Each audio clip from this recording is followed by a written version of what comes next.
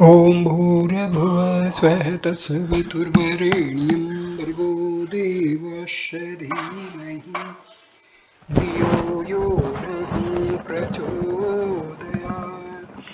ओम शांति शांति शांति ही। नमस्कार मेरे प्यारे दोस्तों। भगवान श्री रामना के उपदेश उनके अपने शब्दों में इस श्रृंखला में ये 9वां वीडियो है।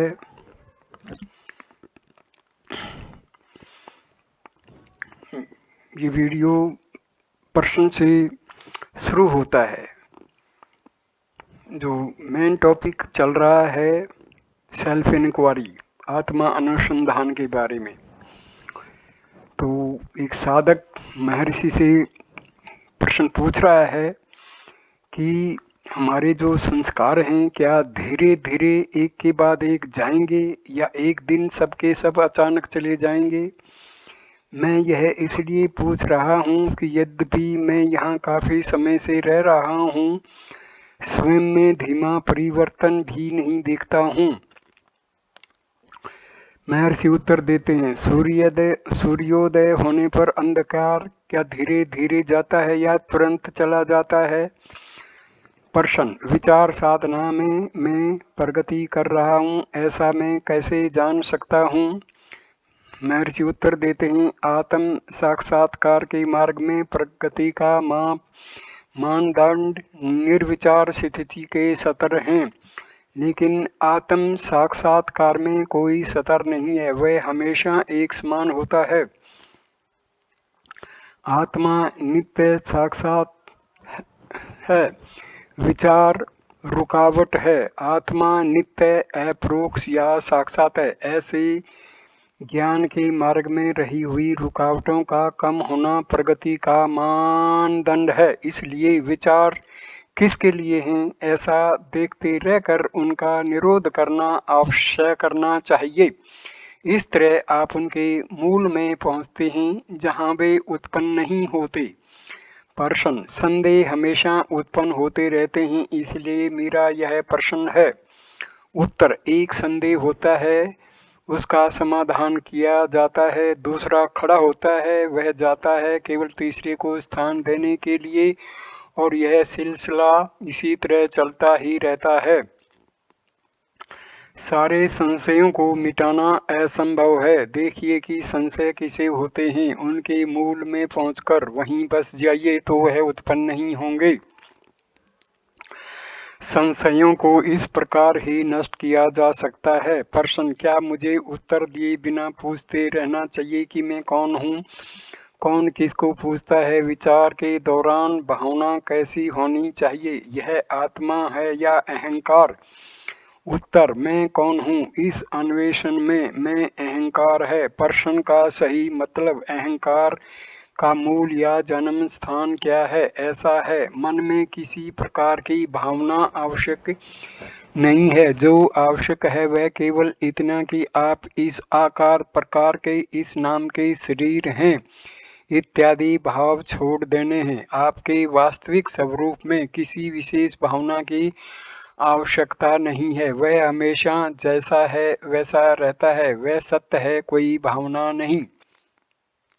प्रश्न, लेकिन क्या यह विचित्र सी बात नहीं कि मैं को ढूंढे। क्या मैं कौन हूँ का अन्वेषण एक अर्थहीन सूत्र साबित नहीं होगा। यह मुझे मंत्र की तरह इसे अंतहीन रूप से बार बार अपने आप को पूछते रहना चाहिए।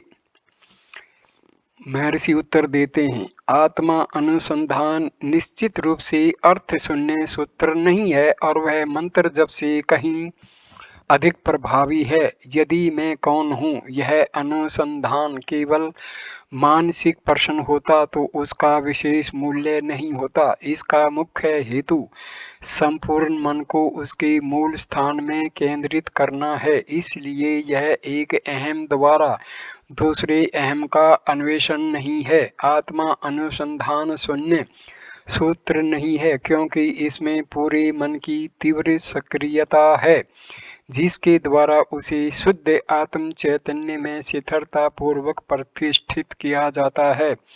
आत्मा अनुसंधान वह एक अमोघ साधन है, वह एकमात्र सीधा मार्ग है जिससे अनंत पूर्ण सत्ता का अनुभव किया जाता है, जो वस्तुतः स्वयं आप हैं। प्रश्न: मैं प्रातः एवं सायंकाल कुछ समय के लिए आत्मा अनुसंधान का अभ्यास करूं तो पर्याप्त है, या मुझे हमेशा जब मैं चलता या लिखता होता हूं तब भी इसे जारी रखना चाहिए? महर्षि का उत्तर: आपका सच्चा स्वभाव क्या है, होना या चलना या लिखना? होना एक अपरिवर्तनशील निरपेक्ष सत्य है जो मुख्य है। चलना, लिखना इत्यादि सापेक्ष एवं गौण हैं। जब तक आप इस शुद्ध सत्ता की अवस्था को जान लें तब तक आत्मा अनुसंधान करना चाहिए। एक बार आप इसमें प्रतिष्ठित हो गए तो आगे कोई चिंता नहीं है। विचार उत्पन्न ही न हो तब कोई भी उनके मूल का अन्वेषण नहीं करेगा। जब तक आप मैं चलता हूँ या मैं लिखता हूँ ऐसा सोचते हो तब तक आपको यह सब कौन करता है, इसका अनुसंधान जारी रखना चाहिए। प्रश्न: यदि मैं विचारों का अस्वीकार करता रहूं तो इसे विचार कहा जा सकता है?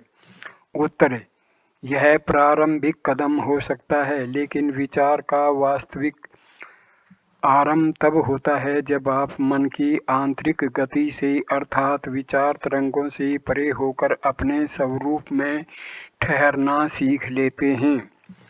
प्रश्न: तो विचार बौद्धिक प्रक्रिया नहीं है क्या? उत्तर: नहीं, वह आंतरिक विचार या अन्वेषण है। नए साधकों को मन के सूत्र को पकड़कर उसके अन्वेषण की सलाह दी जाती है, लेकिन आखिर यह मन है क्या? वह आत्मा का प्रक्षेपण है। ढूंढिए कि वह किसे दिखाई देता है, कहाँ से प्रकट होता है। अहम विचार इसका मूल कारण है, ऐसा मालूम होगा, और अधिक गहराई में जाने पर अहम विचार लुप्त हो जाता है और उसके स्थान में अहम चैतन्य का अनंत विस्तार शेष रह जाता है। प्रश्न: मैंने श्री अरविंद आश्रम की माता जी से पूछा, मैं मेरे मन को निर्विचार रखता हूँ जिससे ईश्वर अपने सच्चे स्वरूप में मुझे दर्शन दें, लेकिन मुझे कुछ दिखाई नहीं देता। उन्होंने जवाब दिया, आपकी मन स्थिति सही है, शक्ति ऊपर से नीचे उतरेगी, वह सीधा अनुभव है, मुझे कुछ और करना चाहिए। उत्तर: आप जो हैं वह रहें, न कुछ उतरता है न ही प्रकट होता है। अहम का लुप्त होना जरूरी है। जो है वह हमेशा है, इस समय भी आप वही हैं, उससे भिन्न नहीं हैं। सुनने को देखने वाले आप हैं, उसे देखने के लिए आप वहाँ होते हैं। आप किसकी राह देख रहे हैं? मैंने कुछ नहीं देखा। यह विचार एवं कुछ देखने तथा पाने की अपेक्षा, यह सब अहंकार की करतूत है। आप अहंकार के जाल में फंसे हैं। यह सब आप नहीं, अहंकार कह रहा है। आप अपने आप बने रहिए और अधिक कुछ नहीं करना है। जन्म लेकर आप कहीं पहुंचते हैं, यदि पहुंचते हैं तो वहां से वापस भी आते हैं। इसलिए यह शब्द जाल छोड़ दीजिए। आप जैसे हैं वैसे रहिए, देखिए कि आप कौन हैं, और जन्म, आने जाने तथा भ्रमण से मुक्त आत्म रूप बने रहिए।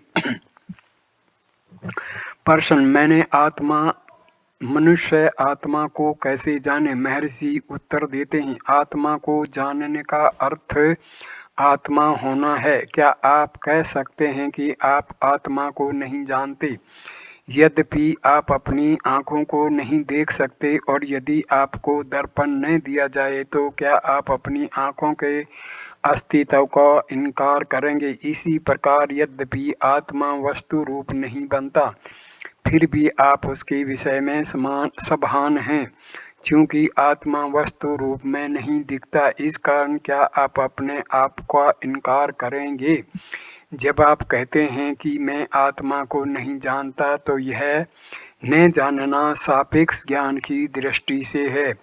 आपकी सापेक्ष ज्ञान की आदत इतनी प्रबल हो गई है कि अपने आत्मा को भी आप अब उसी सापेक्ष दृष्टि से देखना चाहते हैं। सापेक्ष ज्ञान के साथ आपका तादात्म्य इतना दृढ़ हो गया है कि आपका वर्तमान अहंकार प्रकट आत्मा को न जानने की मुसीबत का अनुभव कर रहा है, क्योंकि आत्मा को वस्तु रूप में देखा नहीं जा सकता। और आप पूछ रहे हैं कि मनुष्य आत्मा को कैसे जाने। प्रश्न, आप होने की बात कहते हैं, क्या होना है? महर्षि का उत्तर, आपका कर्तव्य केवल होना है, यह या वह होना नहीं। मैं हूँ, वह मैं हूँ, पूर्ण सत्य है। निश्चल बनिए से संक्षेप में इसकी पद्धति बताई गई है। निश्चलता का अर्थ क्या है? इसका अर्थ है अपने आप को नष्ट कर दीजिए, क्योंकि कोई भी रूप या आकार परेशानी का कारण है। मैं अमुक हूँ, इस ख्याल को छोड़ दीजिए। आत्मा का अनुभव करने के लिए सिर्फ निश्चल होना आवश्यक है। इससे सरल और क्या हो सकता है? इस कारण आत्मविद्या प्राप्त करना सबसे सरल है। केवल अपने आप का सत्य परीक्षण करने एवं जानने योग्य है। अपने ध्यान का लक्ष्य बनाकर मनुष्य को चाहिए कि वह उसे हृदय में जाने। मौन, स्वच्छ तथा मन की चंचलता से रहित चेतना में यह अपने आप का ज्ञान प्रकट होगा। समझिए कि जो चैतन्य निराकार आत्मा या अहंकार रूप में प्रकाशित हो रहा है और जिसे सत्य असत्य इत्यादि विचारों से रहित तथा निश्चल होने पर जाना जाता है, वही केवल तथा पूर्ण सत्य है। प्रकरण 6, आत्मा अनुसंधान। कुछ गलत धारणाएं।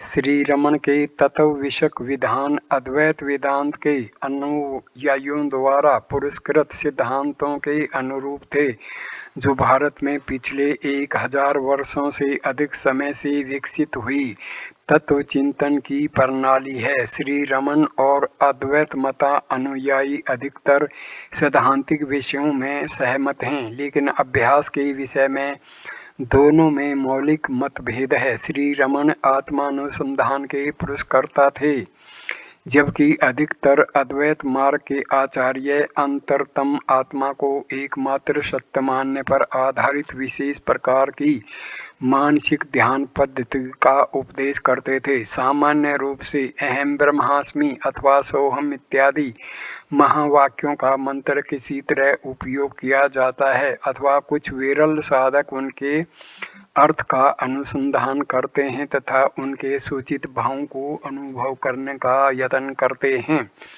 क्योंकि आत्मा अनुसंधान अक्सर मैं कौन हूँ प्रश्न से प्रारंभ किया जाता है, परंपरागत अद्वैत मार्ग अनुयायी यह मान लेते थे कि इसका उत्तर मैं ब्रह्म हूँ होना चाहिए, और वे अपने मन को इस बौद्धिक समाधान रूप महावाक्य का जप करने में लगाते थे।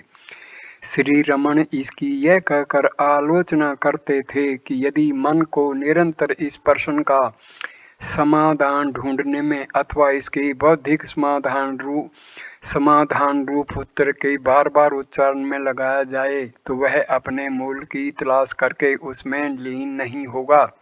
इस कारण वे मैं कौन हूँ का मंत्र की तरह जप करने वालों की भी आलोचना करते थे और कहते थे कि इन दोनों पद्धतियों में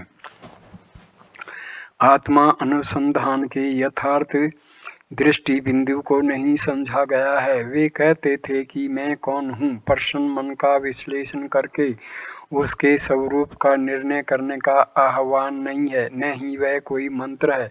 वह तो चित्त को विचारों एवं पदार्थों से मृदुतापूर्वक हटाकर विचार करने वाले या देखने वाले पर वापस लाकर शिथिल करने का सौम्य उपाय मात्र है। श्री रमन के मत में मैं कौन हूँ प्रश्न का समाधान मन में या मन के द्वारा प्राप्त करने योग्य नहीं है, क्योंकि उसका सच्चा उत्तर तो मन के अभाव का अनुभव करना है। दूसरी व्यापक रूप से पाई जाने वाली गलत धारणा हिंदुओं की इस मान्यता से फैली है कि पदार्थ एवं उनके विचारों का मानसिक रूप से त्याग करने पर ही आत्मा अनुभव होता है।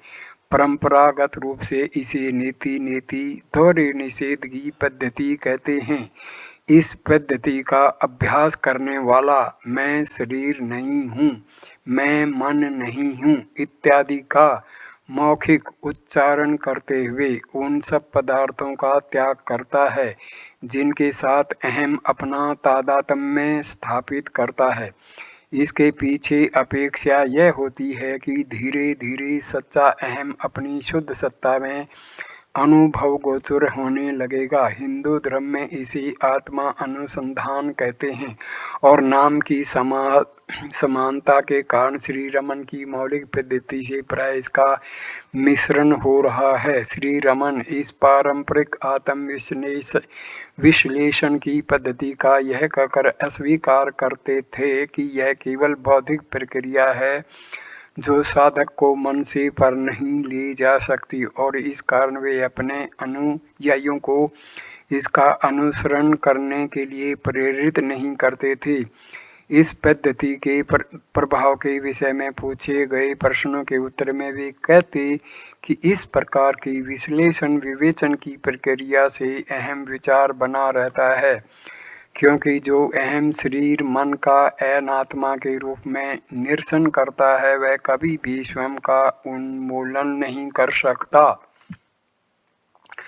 अहम ब्रह्मास्मि तथा नीति प्रणाली का अनुष्ठान करने वाले साधकों की समान मान्यता यह है कि मन के द्वारा चलाई गई विधेयात्मक अथवा निषेधात्मक प्रक्रिया से आत्मा अनुभव हो सकता है। मन अपनी प्रक्रियाओं से आत्मा तक पहुंच सकता है। ऐसी मान्यता आत्मा अनुसंधान के विषय में फैली हुई कई गलत धारणाओं के मूल में है। इसका सबसे महत्वपूर्ण उदाहरण यह है कि शरीर के मध्य में रहे हुए विशेष चक्र रूप हृदय केंद्र में एकाग्रता करना आत्म अनुसंधान है। यह व्यापक रूप से पाया जाने वाला मत श्री रमन के हृदय विषयक कुछ विधानों का गलत अर्थघटन करने के परिणाम स्वरूप उत्पन्न हुआ है। इस धारणा की उत्पत्ति के कारणों को जानने के लिए इस विषय पर उनके कुछ विधानों का परीक्षण आवश्यक है।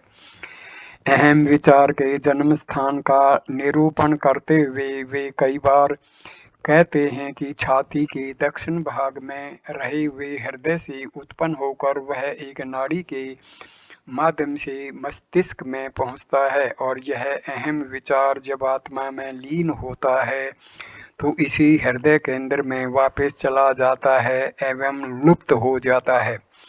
वे यह भी कहते थे कि समानता पूर्वक आत्मा अनुभव होने पर स्पष्ट रूप से समझ में आता है कि यह हृदय केंद्र मन एवं जगत का मूल है, लेकिन ऐसे विधान पूर्णतया सत्य नहीं है, क्योंकि वे यह कहकर उनकी विशेषता बताते थे कि यह देह से आग्रह पूर्वक तादात्म्य करने वाले लोगों को समझाने की युक्ति मात्र हैं। वे कहते कि हृदय वस्तुतः शरीर में स्थित नहीं है और सर्वोच्च दृष्टि बिंदु से यह कथन भी सत्य नहीं है कि अहम विचार का उदय अस्त छाती की दाहिनी ओर स्थित हृदय केंद्र से होता है। चूंकि श्री रमन साधकों को प्राय अहम के उत्पत्ति स्थान की तलाश करने के लिए अथवा मन के मूल को ढूंढ निकालने के लिए प्रेरित करते थे, कई लोग इसका यह अर्थ लगाते थे कि उनको आत्मा अनुसंधान के दौरान इस केंद्र विशेष पर एकाग्रता करने के लिए कहा जा रहा है। श्री रमन इस अर्थघटन का यह कहकर अस्वीकार करते थे कि मन अथवा अहंकार का मूल केवल अहम व्यक्ति पर ध्यान केंद्रित करने से प्राप्त किया जा सकता है, शरीर के किसी भाग पर एकाग्रता करने से नहीं। कभी कभी वे यह अवश्य कहते थे कि इस केंद्र पर चित्त केंद्रित करना एकाग्रता के अभ्यास की अच्छी रीत है, लेकिन वे कभी भी इसे आत्मा अनुसंधान से नहीं जोड़ते थे। प्रसंगवशात वे कहते कि हृदय पर ध्यान करना आत्मा तक पहुंचने की असरकारक पद्धति है। फिर भी वे ऐसा कभी भी नहीं कहते थे कि यह कार्य हृदय केंद्र पर एकाग्रता द्वारा सिद्ध करना चाहिए। इसके स्थान में वे ऐसा कहते कि साधक को हृदय पर वह जैसा है वैसे ही ध्यान करना चाहिए। हृदय जैसा कि वह वास्तव में है कोई स्थान नहीं है, बल्कि सर्वव्यापक आत्मा है और कोई भी उसके वास्तविक स्वरूप को उससे एक रूप होकर के ही जान सकता है। वह एकाग्रता से प्राप्त नहीं होता। यद्यपि हृदय एवं हृदय केंद्र के विषय में ऐसे संदिग्ध विधान मिलते हैं, फिर भी उनकी सब रचनाओं में तथा लिखित वार्तालापों में आत्मा अनुसंधान का अभ्यास इस केंद्र पर एकाग्रता करके करना चाहिए, ऐसा एक भी कथन उपलब्ध नहीं होता। वस्तुतः इस विषय के अनेक विधानों की ठीक परीक्षा करके कोई इस निर्णय पर पहुंच सकता है कि आत्मा अनुभव में इस केंद्र की सभानता का समावेश होता है, किंतु इस पर एकाग्रता करने से आत्मा अनुभव नहीं होता। प्रश्नोत्तरी शुरू होती है। प्रश्न: मैं कौन हूँ? प्रश्न पूछकर मैं अभ्यास शुरू करता हूँ और मैं शरीर नहीं, इस प्रकार शरीर का निरसन करता हूँ। प्राण मैं नहीं, ऐसा उसका निरसन करता हूँ, पर आगे नहीं बढ़ सकता। महर्षि उत्तर देते हैं, ठीक है, जहाँ तक बुद्धि की पहुँच है वहाँ तक यह बराबर है। आपकी प्रक्रिया केवल बौद्धिक है। वस्तुतः धर्म ग्रंथ इस निषेधात्मक प्रक्रिया का उपदेश साधक का सत्य को जानने में मार्गदर्शन करने के लिए करते हैं। सत्य का सीधा विधान नहीं किया जा सकता, इस कारण यह बौद्धिक प्रक्रिया बताई जाती है। आप समझिए कि जो मैं नहीं अर्थात अनात्मा का निरसन करता है वह स्वयं का निरसन नहीं कर सकता। मैं यह नहीं अथवा मैं वह हूँ, ऐसा कहने के लिए मैं अवश्य होना चाहिए। यह मैं अहंकार या अहम विचार है, जिसके उत्पन्न होने के बाद ही दूसरे विचार उत्पन्न होते हैं। इस प्रकार अहम विचार मूल विचार है। यदि मूल उखाड़ दिया जाए तो सब विचार उसी समय उखड़ जाते हैं। इसलिए मूल अहम की तलाश कीजिए। स्वयं से प्रश्न पूछिए, मैं कौन हूँ? उसके जन्म स्थान को ढूंढ निकालिए, तो सब वृत्तियां लुप्त हो जाएंगी और शुद्ध आत्मा शेष रह जाएगी। प्रश्न: इसको कैसे किया जाए? उत्तर: गहरी नींद में, स्वप्न में एवं जागृत में मैं हमेशा होता है। जो नींद में था वही इस समय बोल रहा है। मैं का अनुभव निरंतर होता है। क्या आप अपने अस्तित्व का इनकार करते हैं? नहीं करते। आप कहते हैं मैं हूँ। तलाश कीजिए कि वह कौन है। प्रश्न: मैं नीति नीति इस प्रकार ध्यान करता हूँ। उत्तर: नहीं, वह ध्यान नहीं है। मूल की तलाश कीजिए। आपको मूल तक अवश्य पहुंचना चाहिए, तब मिथ्या अहम अदृश्य होगा और सच्चे अहम का अनुभव होगा। मिथ्या अहम सच्चे अहम से अलग नहीं रह सकता। इस समय आत्मा का शरीर इंद्रियादि के साथ झूठा तादात्म्य है। आप इसे हटाने का प्रारंभ करते हैं, यह नीति है। यह उसे पकड़कर ही किया जा सकता है, जिसको हटाया नहीं जा सकता। वह इति जो है वह है।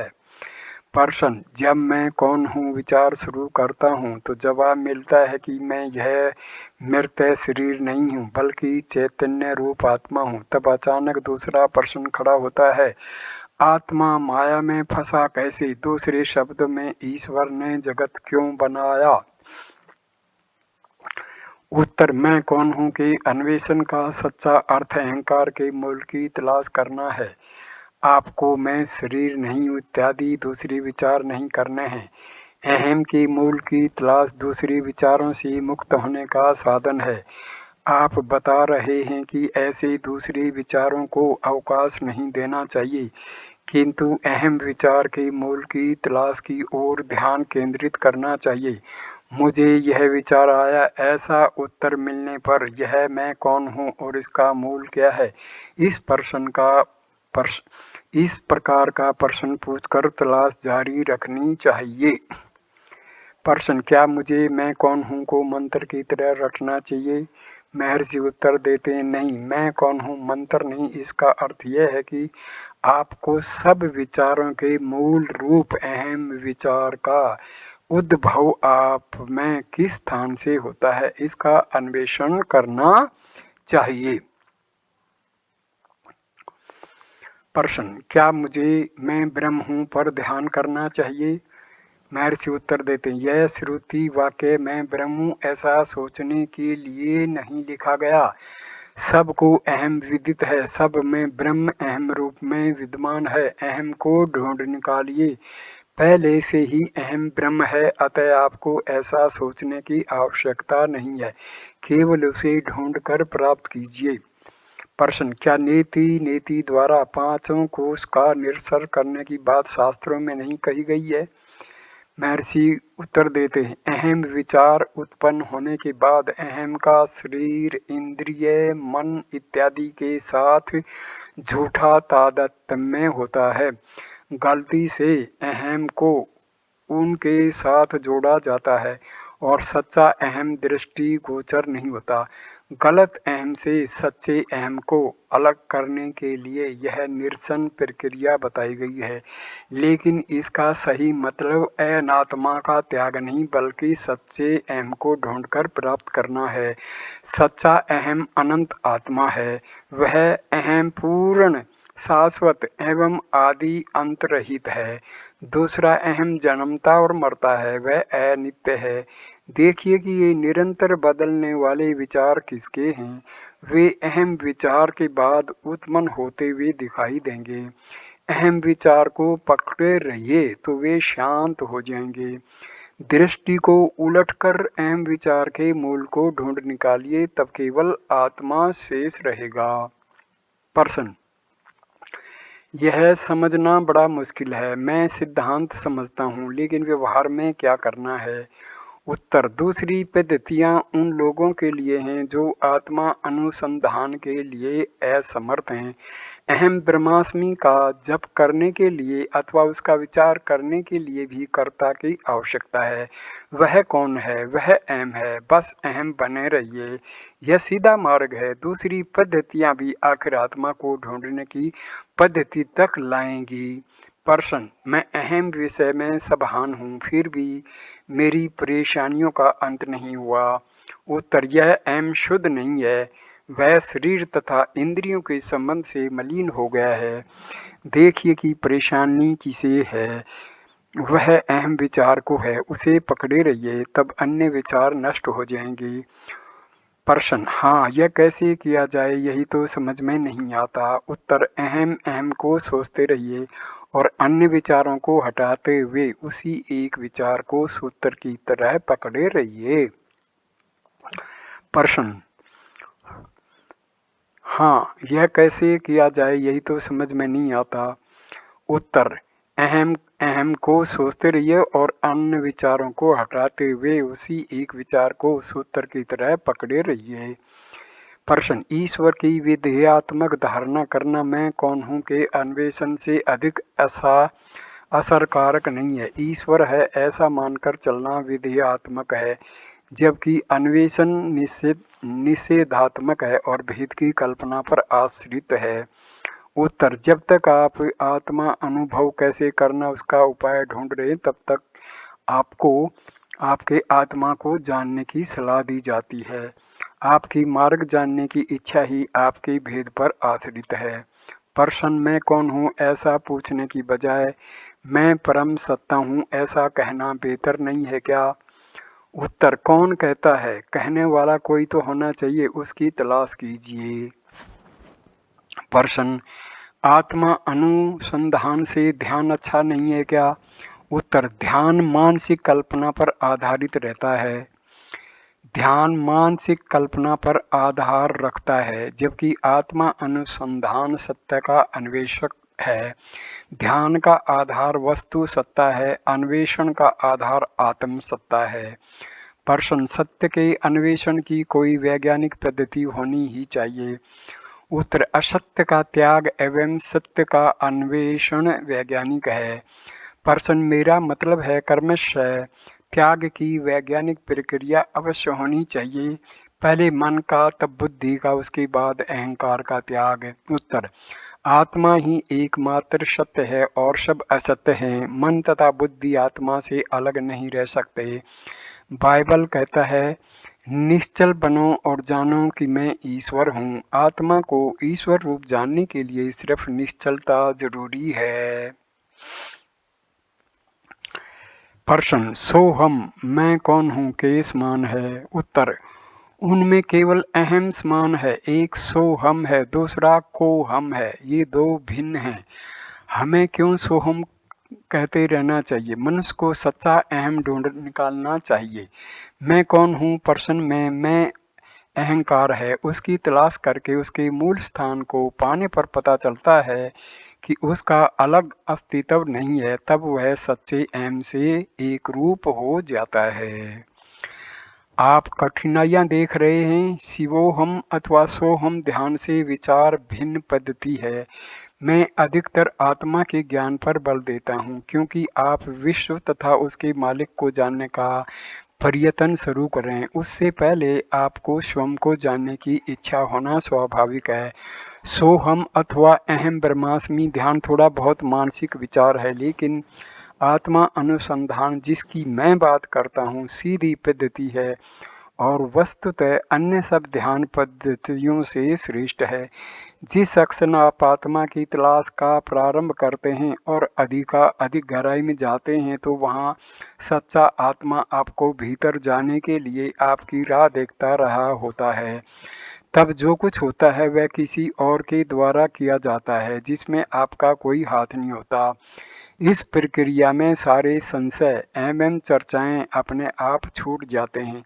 जैसे सोते समय मनुष्य तत्काल के लिए सब चिंताओं को छोड़ देता है। प्रश्न: क्या भरोसा है कि वहाँ मेरे सत्कार के लिए कोई खड़ा है?